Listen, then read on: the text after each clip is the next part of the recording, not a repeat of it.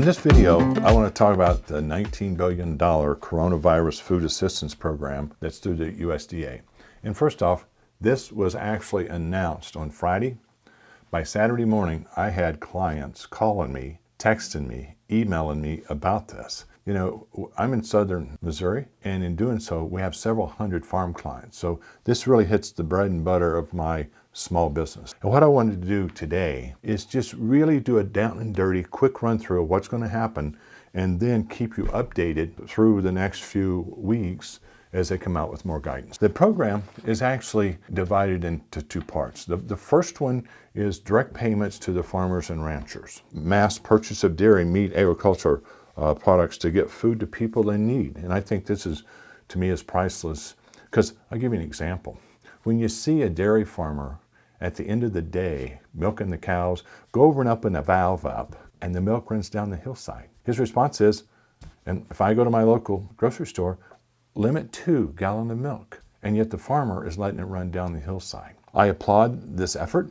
It's a national effort. It may be toward the farmers and ranchers on a lot of my clients, and I run a few hundred cow-calf pairs myself. So this directly impacts me. I've got a real interest in this. Let's look at part 1 as an overview. And in that, you can see here that part 1 is actually $16 billion. And it's directed, and you see the numbers here, is directed at, for livestock industry, 9.6, 5.1 for cattle, 2.9 for dairy, 1.6 for hogs. I grew up on a hog farm, and I used to help a neighbor milk cows, and as a kid I said there'd be 2 things I wouldn't do: be a hog farmer or a dairy farmer. So I'm a cattle farmer. But neither here nor there. That's kind of the approximation, the breakdowns. Then there'll be 3.9 billion for row crop producers, 2.1 billion for specialty crops, and then 500 million for whatever may have been left out of the list. Again, part 1, and this is the direct payment. Now, how do they determine that direct payment? And in this area, I'm going to say we're going to have to wait for guidance, but this is at least an approach and how they're going to go about it.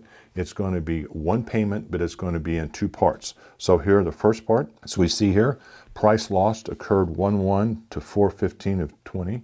So that means January 1st to April 15th, is that they're going to pay 85% of the price loss. Now there's a note I got here that just says the qualified commodity must have experienced a 5% price decrease. But the important thing is that the first part is 85%.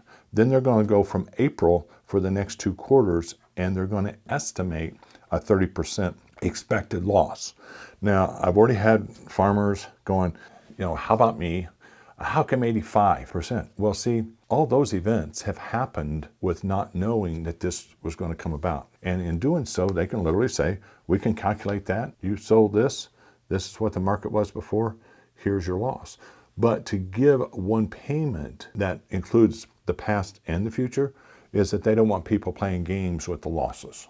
So it's 30% in the future. And hopefully by then, things will recover. You know, I was talking to a grain farmer in North Missouri on Friday, and we were working on some stuff with the state. In doing so, you know, he's going, Larry, I've got corn and beans, but I can't get rid of them. He's like, and right now at the price of corn, he says, I'm really debating, and the banker too, is can I afford to put the corn out, fertilize it, have all the expenses? He said, I probably won't be able to break even unless the prices change. So, you know, we're all in this thing together. But the important thing, again, there's going to be one single payment. And so how do I get the money? You know, how do I get it? When? You're going to sign up. If you have qualified commodity, then you're going to sign up in May. There's going to be, they've not got to, you know, whether it's just going to be USDA locations. I'm not sure about that. Again, we've got to wait for guidance. And then they're going to try to start processing the checks in late May or early June. If I was looking for this to happen, I'm probably going to say later in June, because there's so many programs going on, you know, so much happening. But stay tuned over the next couple of weeks, and we're going to start seeing follow-up. We'll see procedures and where to apply. And as that comes out, I will update this presentation. So please, there on the bottom part of the screen, click subscribe, and that way when we have some more information, we'll update it. Now let's go to another part that I believe is just as important, and in some ways, in the short run, to me is more important, and that is this $3 billion for the food purchases. And what they're going to do here is that, and they're going to have $100 million per month of fresh fruits and vegetables. They're going to have $100 million per month of dairy products, and they're going to have $100 million of meat products that will go so-called the farm to market. How are they going to distribute this? Because this food purchases from the farmer is going to go to food banks and stuff. What we have here, it will be distributed through food banks, community networks, and faith-based networks. And again, I think this is so important. And as we go down the road, I can see this part even expanding, because I don't want to see the dairy guy, turning the milk down the hillside. And I can only feed my yearlings so long before I have to sell them. You can't just keep feeding them, because all of a sudden you're literally cash flowing a loss. You could be forced to sell. So I know personally myself, I can only hold off so far because I've got a loan payment coming due. I can only hold off so far, but I'll reach a point that my feed cost could surpass the price I get per pound.